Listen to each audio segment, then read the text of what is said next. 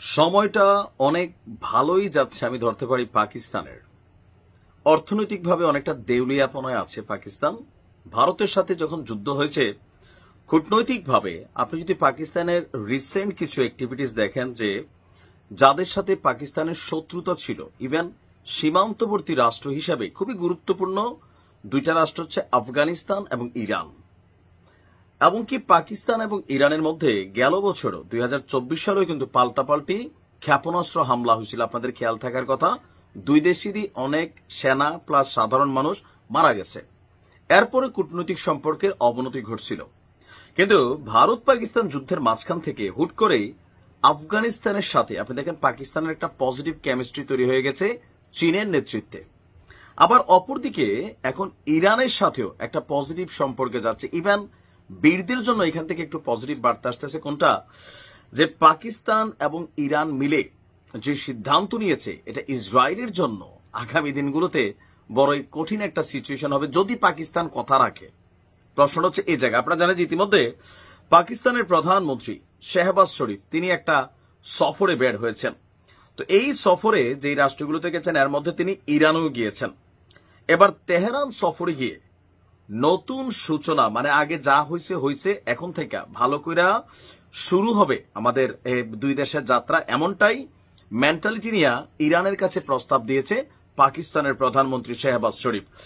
Tehran সফরে গিয়ে প্রথমে দেশটির প্রেসিডেন্টের সাথে আপনার একটা বৈঠক করেছেন। বৈঠক শেষে যৌথ সংবাদ সম্মেলন করা হয়। সেখানে বলা হয়েছে যে ইরানের যে পরমাণু কর্মসূচি, যেটা নিয়ে মার্কিন যুক্তরাষ্ট্র একটা বড় ধরনের ঘোল পাকাচ্ছে, ইরান ইসরায়েল দ্বারা আপনার হামলার শিকার হবে, আমেরিকার কিছু করার নাই, গোয়েন্দা রিপোর্ট আইসা একদম ফাড়ায় আলছে। এই সিচুয়েশনের মধ্যে ইরানের শান্তিপূর্ণ পরমাণু কর্মসূচিতে পূর্ণ সমর্থন দিয়েছে পাকিস্তান। এছাড়া ইরান পাকিস্তান যে সীমান্ত আছে, সেই সীমান্তেও সন্ত্রাসবাদ রুখতে যৌথ পদক্ষেপের আহ্বান জানিয়েছে দুই দেশ।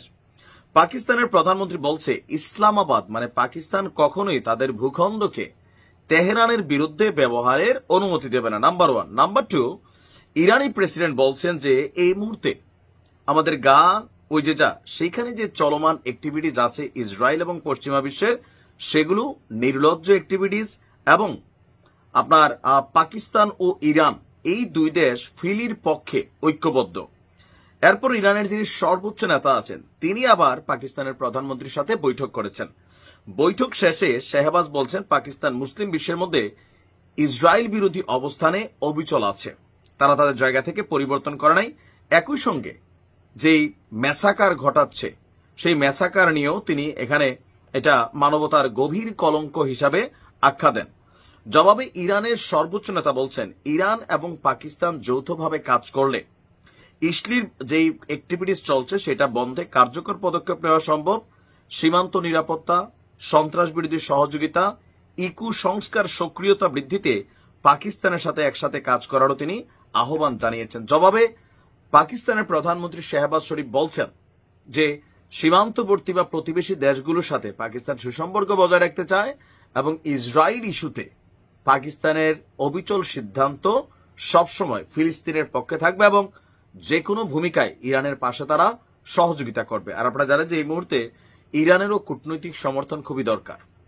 অপরদিকে ইসরায়েলের বিরুদ্ধে আমরা দেখছি আপনার ফ্রান্স, যুক্তরাজ্য, আয়ারল্যান্ড, তারপর মাল্টা, ইউরোপের রাষ্ট্র, অনেকগুলো রাষ্ট্র কিন্তু সাম্প্রতিক সময়ে কঠিন অবস্থানে গিয়েছে মানবতা বিরোধী অ্যাক্টিভিটিসের জন্য।